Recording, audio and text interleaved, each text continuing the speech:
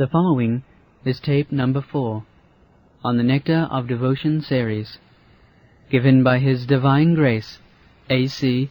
Bhaktivedanta Swami Prabhupada, recorded between October 20th and November 14th, 1972, in Vrindavan, India.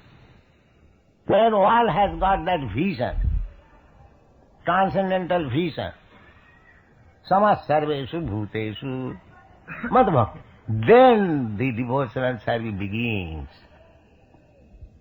Not that with blunt eyes and senses one can serve God, devotional service. Atasya Krishna namadi nabhavet gayam indriyai sivanmukhi hi jivbhado samayava suratta. This is the process. So, when our senses are engaged in the service of the Lord, sarvapadhi vinimuktam tatparatena nirmalam, when our senses become purified, rishikena rishikesa sevanam bhaktirucha. At that time, the rishik, the senses, are engaged in the service of the Lord. Because Krishna is spirit, the super soul. He cannot be served by matter. He has to be served with spirit.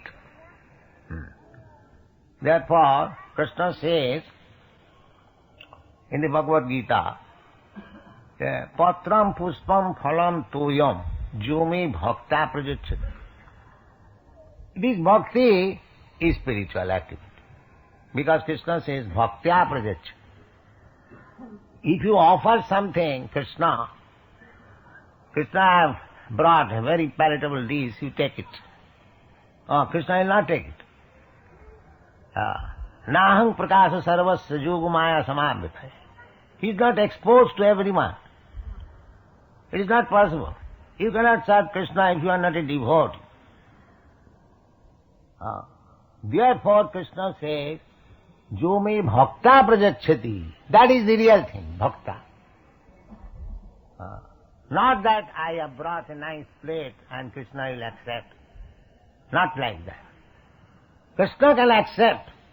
When you offer something, it doesn't matter what it is. It may be a simple flower, a fruit, a small piece of leaf or little water. This is universal. For worshipping Krishna, there is no impediment. If you want to worship other demigods, there are so many things required. But for worshipping Krishna, the poorest man in the world, any part of the world, he can offer his love, his offering to Krishna. Patram puspam phalam toyam jumi bhaktya prajacchati. So, real purpose of this Bhakti Rasamrita Sindhu by Rupa Goswami, which are translated by the name Nectar of Devotion, the complete science of Bhakti-yoga. This is very important book of understanding how to become purified in devotion and service, how to approach Krishna, how to satisfy Krishna. These things are described very nice. And Krishna being supreme, the super soul, we cannot approach with our material consciousness. Therefore the consciousness has to be changed. Then we can approach. That is Krishna consciousness. Unless we change our consciousness, just like without being fire, you cannot enter into fire. And the Shastra says, without being Brahma, you cannot approach Brahma. Similarly, without being purified of all material contamination, you cannot approach Krishna. Rishikena rishikesa. How? What kind of rishik? Senses. Sarvapadhi vinimuktam tatparatena nirmalam. The senses have to be purified. Tatparatena. Tatparatena means being always attached with Krishna. If you simply see Krishna with your eyes, then your eyes will be purified and spiritualized. Because you are touching, just like if you keep yourself always in touch with fire, you become warm. Warmer. If you put one iron rod in the fire, it becomes warmer, and at last it becomes red hot. When it is red hot, it is fire. It is no more iron rod. You touch that red hot iron, anywhere it will burn. Similarly, if you keep always in touch with Krishna, you become Krishnaized. And you can appreciate what is Krishna. Thank you very much. Let me offer my respectful obeisances unto the lotus feet of Srila Rupa Goswami Prabhupada and of Srila Bhaktisiddhanta Saraswati Goswami Prabhupada, by whose inspiration I have been engaged in the matter of compiling this summary study of Bhakti Rasamrita Sindhu. This is the sublime science of devotional service, as propounded by Sri Chaitanya Mahaprabhu, who appeared 500 years ago in West Bengal, India, to propagate the movement of Krishna consciousness. Srila Rupa Goswami begins his great book by offering his respectful obeisances unto Sri Sanatana Goswami, who is his elder brother and spiritual master, and he prays that Bhakti Rasamrita Sindhu may be very pleasing to him. He further prays... Srila Goswami wanted to please Sanatana Goswami. Our duty is to please the superior, not the public. We are giving service to the public according to the direction of the superior authority. We do not manufacture any program of service. That is not our business. Whatever is ordered by just like Chaitanya Mahaprabhu, he is Krishna himself. Still, he was following the authority. Sri Krishna, Bhagavan, the Supreme Personality, he was also referring to the Brahma Sutra. Brahma Sutra Padaishchaiva Vinishchitam. So, this is the way that any bona fide spiritual propaganda must be following the footsteps of previous authority. At the present moment, it has become a fashion to manufacture some idea. But that is not the Vedic way. Vedic way is to receive the message through parampara system. Evam parampara praptam evam rajasya. Not to deviate the parampara. So Sanatana Goswami was taught by Sri Chaitanya Mahaprabhu continually for 2 months personally in Benares, Varanasi. Therefore, he is our authority. The Hari Bhakti Vilas, the Gaudiya Vaishnava Sampradaya, they follow the principles of Hari Bhakti Vilas. In that Hari Bhakti Vilas, Sanatana Goswami recommends Tatha Dikha Vidhanena Dijatang Jayate Nina. Dikha Vidhan, by the process of Dikha, any human being can be elevated to the position of a bona fide Brahman. Vidhanena. Vidhan, the very word is used, Vidhan. Vidhan means bona fide process. Tatha Dikha Vidhanena. There is another good suggestion. Yatha kanchana tang jati kangsha rasa vidhane. Rasa means, another meaning of rasa means What's it called?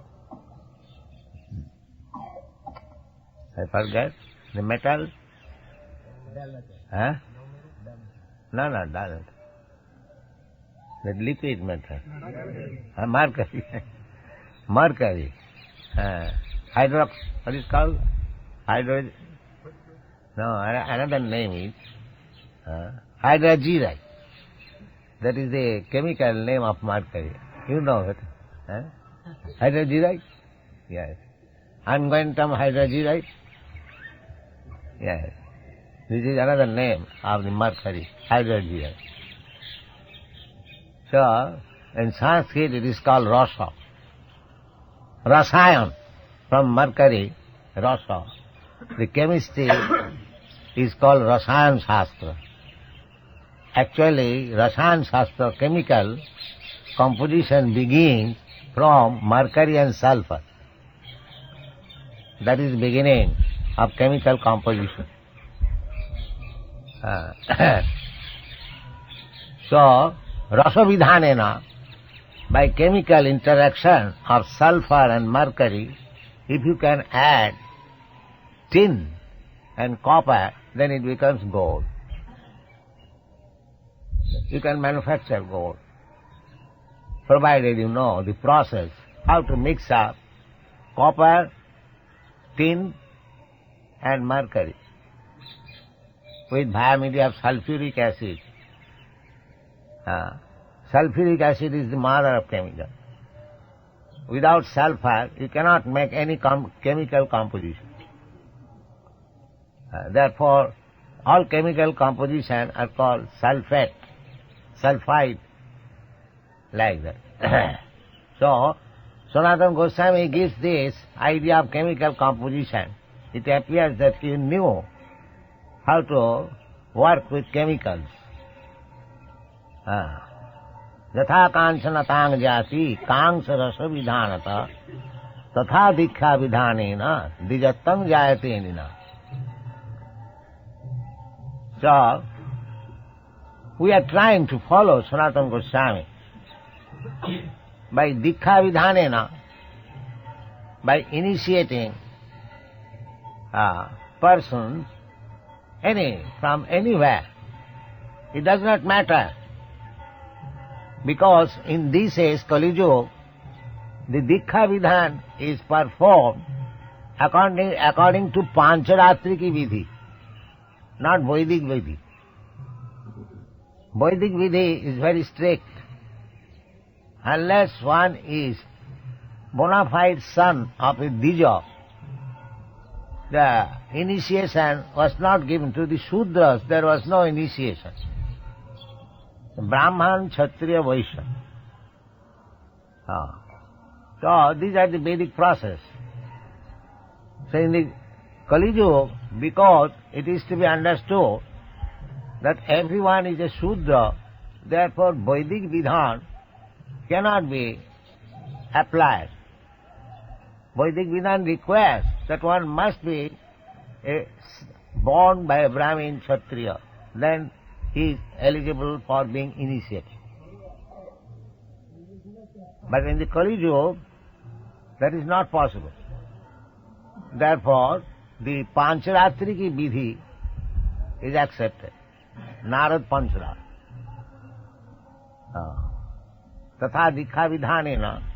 This dikha vidhan recommended by Sanatana Goswami means Pancharatriki vidhi. Now, Rupa Goswami says in his Bhakti Rasamrita Sindhu, Sruti Smriti Puranadi Pancharatriki vidhi bina oikantiki harer bhakti utpatayo kalpat. Without undergoing the process of Shruti, in Vedas, Smriti, the Puranas, and other corollary literatures, Bhagavad Gita, Mahabharata, Smriti,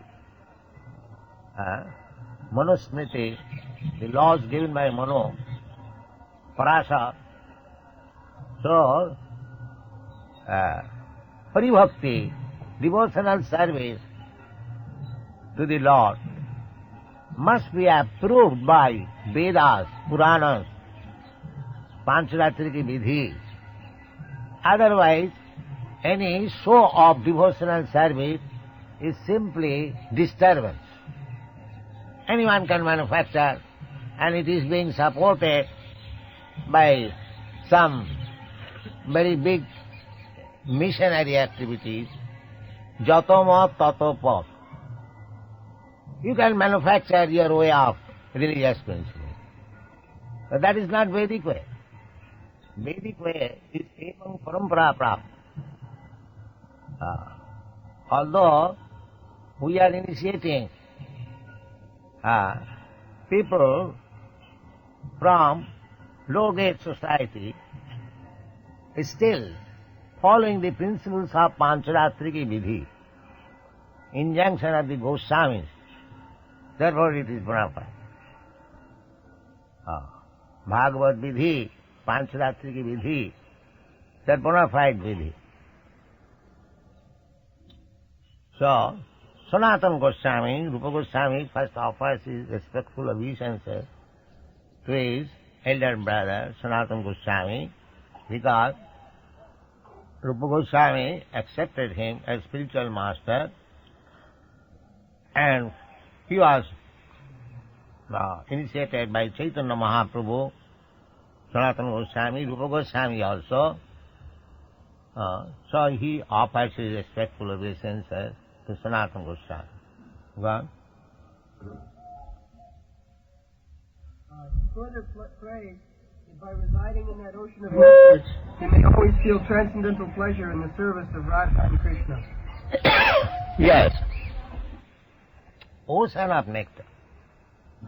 The Mayavadi philosophers, generally, they give this example that all the rivers, they flow down to the ocean.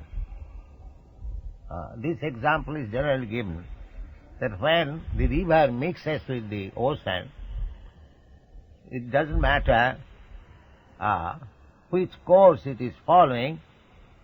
After all, it is coming to the ocean, merging into the ocean. So that is ultimate liberation. But this analogy, if you give some analogy, you must consider all the similar points. That is the way of analogy. The more you have got similar points, then the analogy is perfect. So, the rivers merging into the ocean, then you must take further consideration that the superficial water mixing with the ocean is again evaporated. The water is evaporated by scorching heat of the sun, just like now we see cloud in the sky. This is nothing but evaporated water from the sea. So, the water which merged into the water and to the ocean of the water of the ocean, now it is evaporated in the sky, and again it will fall down, and then again glide to the ocean. So this is called avagaman, coming and going, coming and going. But our Vaishnava philosophy is not to merge into the water, but keep your identity and go deep into the water, so that you may not be evaporated. The fish and the aquatic animals within the water, they are not evaporated. They are not going to become cloud and again fall down. Therefore, Sanatana Rupa Goswami says, he further prays that by residing in the ocean of nectar, he may always feel transcendental pleasure. Our philosophy is, go back to home, back to Godhead. not in the spiritual sky, Parabham. Spiritual sky, there is chance of falling down. Why chance? It is sure. Those who are merging into the Brahma effulgence, the Shastra says that they again fall down. iandKṛṣṇa parang padang tata patanti adha. iandKṛṣṇa. They, Jnanis, they undergo severe austerities, penances, to merge into the existence of impersonal Brahma, but they fall down again. They fall down again because they have no shelter. Anadita jusma tangraya. As in this sky, there are many planets. You can go with high speed to the moon planet or Venus planet, but if you have no shelter to stay there, you come back again on this earthly planet. That is practically experienced. Similarly, you may merge into the Brahma effulgence. That's like our plane goes very high, and at a certain point we see it is invisible, merged. Actually it is not merged. Our eyes cannot see anymore. They take it as merged. Therefore, Jiva Goswami, this merging principle, he has explained, just like a green bird enters into a green tree, it appears that the bird is no longer existing to the imperfect eyes, but the bird is existing. We cannot see both the tree and the bird being green. We see it has merged. Because the spiritual sky and the spiritual living being, small, it merges means it does not merge. It is there. The individuality is there. And because this individuality, fragment of the Supreme Brahma, is eternal, Sanatana. It is not that spirit can be cut into pieces. Achedayam, adajayam. Spirit cannot be cut into pieces. That is not possible. So, we are fragmental parts. That means eternally we are so. Individual. Nitya nityanam, chetanas chetananam. We are one of the nityas. There are innumerable nityas and chetanas, the living entities, part and parcel of the supreme living entity, Krishna. They are all individual. Krishna also says in the Bhagavad Gita, my dear Arjuna, do not think that I, you, or all these soldiers and kings who have assembled in this battlefield, they are not existing in the past. They were. And they are existing at present, and similarly they will exist in the future. That is stated in the Bhagavad. So, where is the question of merging and loss of individuality? The individuality remains.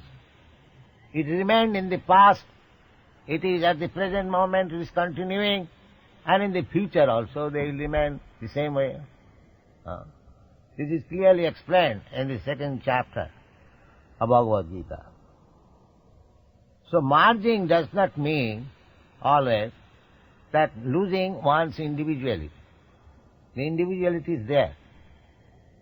Therefore, the theory of merging into the existence of impersonal Brahma is to stay there for some time, again fall down. Just like the same example, that the water of the rivers, they merge into the ocean, but again it is evaporated in the sky, and it falls. Again goes through the river, merges. Bhutta bhutta praliyate. This is that. Once manifested, and again merging. This is going on. So our philosophy is that once going into the ocean, no more coming back. Tatta dehang punarjanma naiti mameti kauntiya. That is our philosophy. If we once go in the spiritual world, we do not like to come back.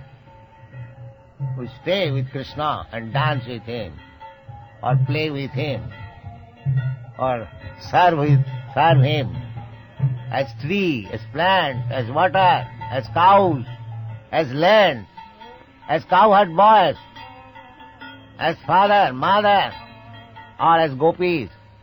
This is our philosophy. Once we go to Krishna, we live forever with Him in either of these capacities.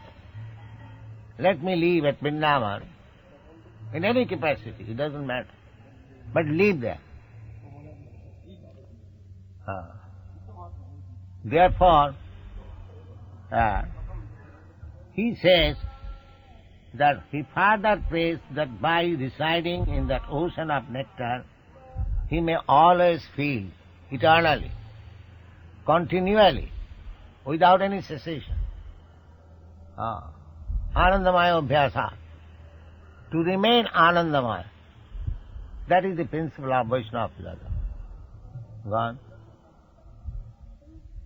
Let us offer our respectful obeisances to all the great devotees and acharyas, or holy teachers, who are compared with sharks in the great ocean of nectar, and who do not care for the various rivers of liberation. Impersonalists are very fond of merging into the Supreme, like rivers that come down and merge into the ocean. The ocean can be compared with liberation, and the rivers with all the different paths of liberation. The impersonalists are dwelling in the river water, which eventually comes to mix with the ocean. They have no information, however, that within the ocean, as within the river, there are innumerable aquatic living entities. The sharks who dwell in the ocean do not care for the rivers which are gliding down into it. Yes, the shark, big fish, shark, the big body, they have no place to come into the river, come back. There is no place. A big crocodile, big shark, they do not come to the river. They constantly remain in the ocean.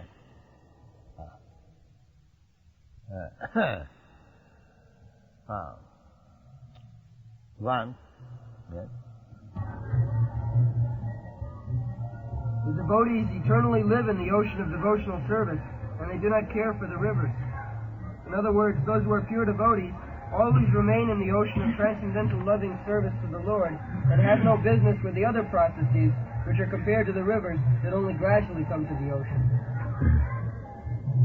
Srila Rupa Goswami prays to his spiritual master, Srila Sanatana Goswami, for the protection of Bhakti Rasamrita Sindhu, the ocean of the pure nectar of devotional service, from the argumentative logicians who unnecessarily meddle in the science of service to the Lord.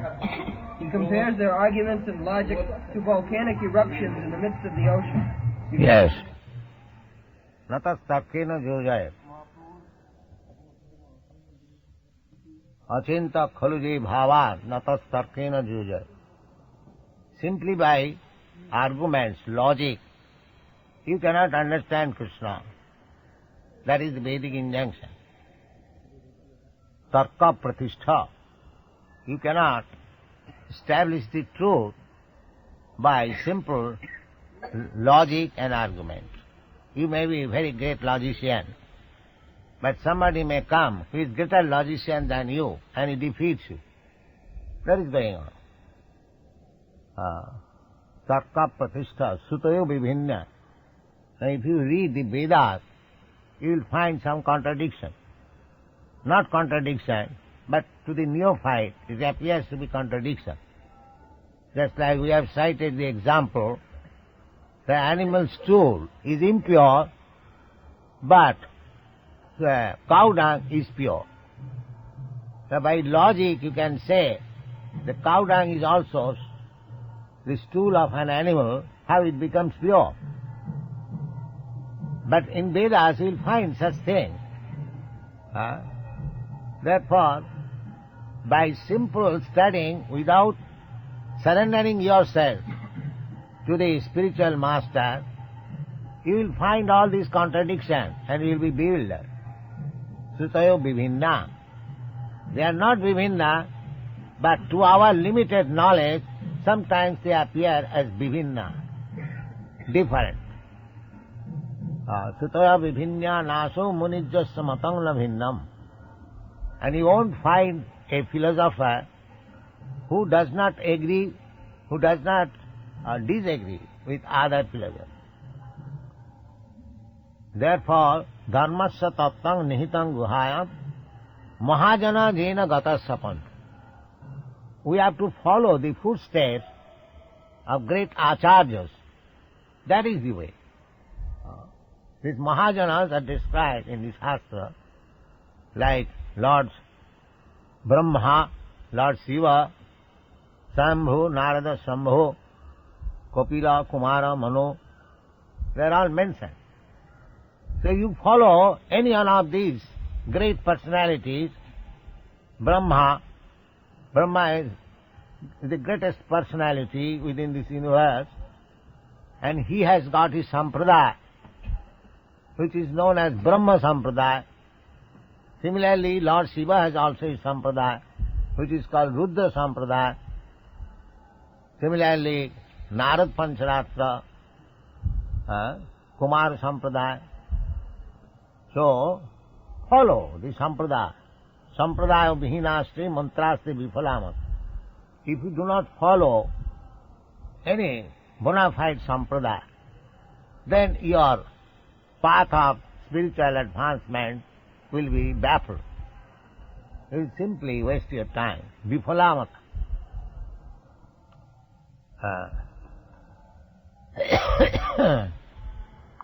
So, we should follow the footsteps of great acharyas, then our progress is positive. There is no fear. So, to take shelter of the lotus feet of the Supreme Personality of Godhead, just like Rupa Goswami is describing here, that he wants to take shelter of the ocean, deep into the ocean, and he doesn't care for the rivers and the, what is called Barvagni. There is some whirling pool in the water. That is compared with the argument. Sometimes these logicians, they create argumental calamity in the process of devotional service.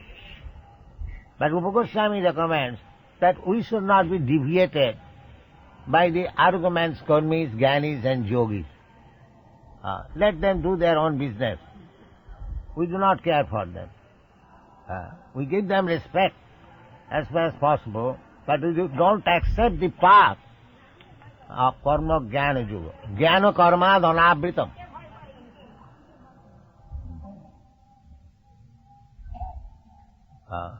Jnana karma dhanavritam. Annavilasita sunnam jnana karma dhanavritam. We should not be deviated by the process of karma jnana yoga. That is pure devotional service, Shuddha Bhakti. Shuddha Bhakti. We should stay, we should fix up in Shuddha Bhakti path. That is the recommendation of Srila Rupa Goswami. Gone. In the midst of the ocean, such volcanic eruptions can do very little harm. And similarly, those who are against devotional service to the Lord and who put forward many philosophical theses about the ultimate transcendental realization cannot disturb this great ocean of devotional service. Well, the author of Bhakti-yoga Sindhu, Srila Rupa Goswami, very humbly submits that he is just trying to spread Krishna consciousness all over the world, although he humbly thinks himself unfit for this work. That should be the attitude of all preachers of the Krishna consciousness movement, following in the footsteps of Srila Rupa Goswami. We should never think of ourselves as great preachers, but should always consider that we are simply instrumental to the previous acharyas, and simply by following in their footsteps, we may be able to do something for the benefit of suffering humanity. Yes. That's right. Narottam Das Thakur says, Tadera charana sevi bhakta sane bas. Tadera charana sevi. Our main business is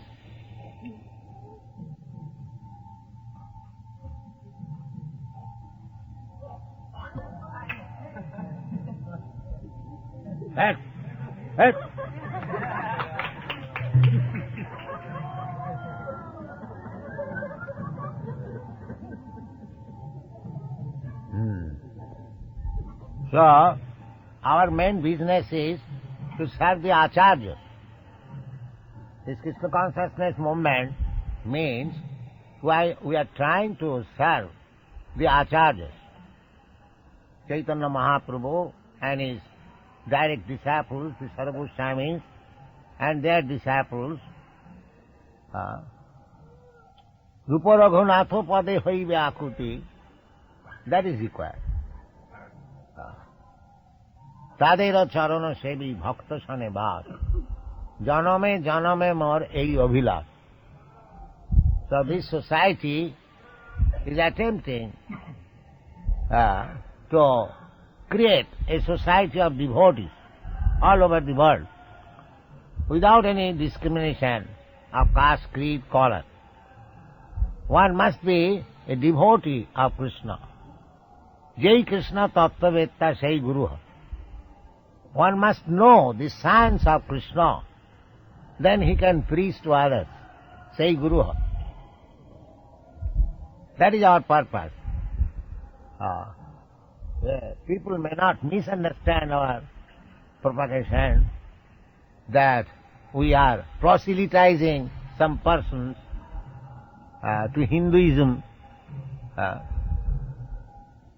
Yesterday, one so-called Jnani came to me and he challenged me that Swamiji, formerly the Christians used to convert the Hindus and the Mohammedans used to convert the Hindus in the Mohammedanism or Christianism. Now you are converting the Christians into Hinduism. Then where is the difference between their activities and your activities? So, this fool does not know this is not making a person from Christian to Hindu. This is not the process. We are not interested. I never said in any meeting in the Western countries that Hindu religion is better than your Christian religion. You give up your Christian religion and come to Hindu religion. No, that was not my propaganda.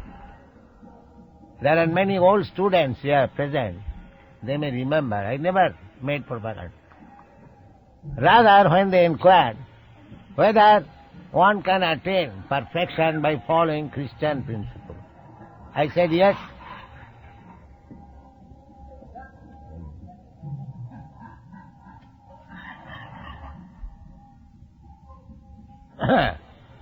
So our propaganda is not to proselytize people from Christian to Hinduism.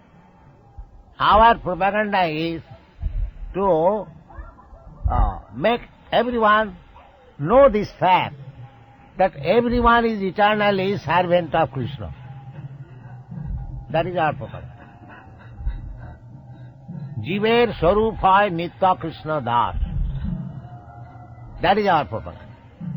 We are trying to convince people that your original position is servant of Krishna. You have now forgotten that. You revive your Krishna consciousness and you will become happy. That is our propaganda. Do not misunderstand that we are trying to spread Hinduism. Hinduism is a fictitious term because there is no fixed up conclusion. Somebody is accepting this, somebody, even the Jains and the Sikhs and many other sub-religions, they are also ruled by the Hindu rules, Hindu law. So actually, this word Hindu is given by the Mohammedans. We don't find this word in the Vedic literature, Hindu. It is later, Prakshipta. Or in Bhagavad Gita you won't find the word Hindu, or in Shrimad Bhagavatam or any other Vedic literature. This is the convention of latest age. Actually, we, the followers of Vedic principles, our system is Varnashram Dharma, 4 Varnas and 4 Ashrams. This can be applicable. But Varnashram Dharma is applicable in anywhere. Chatur Varnam Maya system Guna Karma Vibhagas. The creation of God, just like sun. Sun is creation of God. Sun is visible everywhere. Not that something American sun and something Indian sun. No. The sun is the same. Similarly, Chaturvarnam, the 4 principles of division, Brahmana, Kshatriya, Vaishya and Shudra, they are everywhere. It is not the monopoly of India. Anywhere there is intelligent class of men, God-conscious men, they are called Brahmanas. Anywhere who are prepared to fight for the right cause, administrators, Kshatriyas. Anywhere who are interested in business, trade, agriculture, they are called Vaishyas. And anywhere who are simply satisfied by serving others is called Shudra. So our principle is not to proselytize from Christian to Hindu or Mohammedan to Hindu. We are teaching simply how to revive his old constitutional position to become servant of Krishna. This is Krishna consciousness. So it is applicable anywhere and everywhere. It is not that it is monopoly of India or for the Hindus. No. And actually it is being accepted practically in all countries, even from all religious sects. In our society, there are boys and girls. They are coming from Christian group, Jews group, Mohammedan group. But when they come here, all of them become the servant of Krishna. That is Krishna consciousness. Thank you very much. The ocean is sometimes divided into 4 parts, and there are different sections within each of these 4 divisions. Originally, in Bhakti Rasamrita Sindhu, the ocean is divided like the watery ocean into east, west, north, and south, while the subsections within these different divisions are called waves. As in the ocean, there are always different waves, either on the eastern side, the western side, the northern side, or the southern side. So similarly, Bhakti Rasamrita Sindhu has different waves. In the first part, there are 4 waves, the first being a general description of devotional service. The second concerns the regulative principles for executing devotional service. And the third wave is devotional service in ecstasy. And the fourth is the ultimate goal, love of God. These will be explicitly described along with their different symptoms. The authorized description of bhakti or devotional service. Chaitanya Mahaprabhu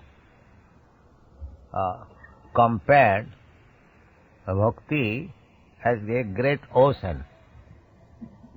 So, when he was speaking before Rupa Goswami, he said that it is just like an ocean, so I will take a drop of it and you taste it and you will understand what is this ocean. Just like I tasting one drop of sea water, we can understand the taste of the whole ocean. Similarly, Chaitanya Mahaprabhu described a small portion of Bhakti Rasamrita Sindhu, Bhakti Rasa Amrita. Bhakti, devotion service, there is a rasa, taste. And the taste is Amrita, eternal. Here also we have got taste for any relationship. Just like we have got our relationship with master and servant. So this relationship is a perverted reflection of the real master and servant. Here it is perverted because the master also does not love the servant and the servant also does not love the master. The servant serves the master so long there is payment. If the payment is stopped, then no more the servant will be available. But in the eternal world, the Krishna servant, so that is eternal, without any payment. Mama janmani janmani sare bhavatad bhakti rahoituki. Ahoituki. The servants of God, or Krishna, they serve Krishna not for any material gain. Ahoituki, therefore this word is used. Ahoituki, without any cause or motive. That is real bhakti. Therefore, this bhakti word is applicable only in relationship with God or Krishna. In the material world, there cannot be any use of the word bhakti, because here the so-called devotion service is motivated. So this bhakti word is monopolized by Krishna and nobody else. Go on. The authorized description of bhakti for devotional service, following in the footsteps of previous acharyas, can be summarized in the following statement of Srila Rupa Goswami. Quote, first-class devotional service is known by one's tendency to be fully engaged in Krishna consciousness, serving the Lord favorably. Unquote. Yes. Annavilasita sunnam jnana karma anavritam anukullena krishnanusilanam bhakti uttama. This is the first statement of bhakti given by Srila Rupa Goswami. First-class devotional service is known by one's tendency to be fully engaged in Krishna consciousness, serving the Lord favorably, not unfavorably. Anukul pratikul, anukulla sa sankalpa, pratikullam vivarjana. Bhakti means we should simply accept what is favorable to Krishna. What is not favorable to Krishna, that we shall not accept. Just like Arjuna, in the beginning, he declined to fight. He was thinking favorable to his own senses, that if I kill my brother, grandfather, nephews, those who are on the other side, they have come to fight with me, so I can kill them, I can own victory over them, but what is the profit? If my relatives, friends and all others die, then what is the use of my become victorious? That was it. That means he was thinking in his favor. Krishna wanted that you must fight. You are a Kshatriya. It is your duty to fight. You are my friend. If you go away, fly away from this battlefield, what people will say? that Krishna's friend has gone. So, this is not good. So, when he could not be convinced, then Krishna had to speak the whole Bhagavad Gita. Then after hearing Bhagavad Gita, Krishna inquired from Arjuna, what is your decision now? Are you going to fight or not? So Arjuna said, yes, my illusion is over. Nasto moho sriti labdhya tat prasadena madhusudan. So, karishe bachananta. Yes, I shall fight. So this is favorable to Krishna. So we have to see what is favorable to Krishna, not sense gratification, not favorable to me, or to my country, or to my society. No self-interest, only Krishna's interest. That is what. So by fighting, Arjuna became a great devotee. Bhaktosi, priyosi mein. Krishna certified that you are my greatest devotee. You are my very confidential friend. But what did he do? He did not read Vedanta philosophy. He was a grihastha, a king, engaged in fighting. He knew how to fight only. He did not know what is Vedanta philosophy. But still, he became a great devotee of Krishna, Bhaktosi. So what is the criterion? The criterion is that he fought favorably. He did favorably to Krishna consciousness. That is described in the Chaitanya Charitamrita. What is the difference between calm and calm means lust and love? Kama and prema. Prema is love and kama is lust. It appears similar. In the material world, lust is going on in the name of love. A boy loves a girl loves a boy. But actually, the boy also wants sense gratification and the girls also want sense gratification. That is not love. As soon as there is any difficulty and sense gratification, immediately there is divorce. So there is no love. There is only lust. In the material world, there is no love.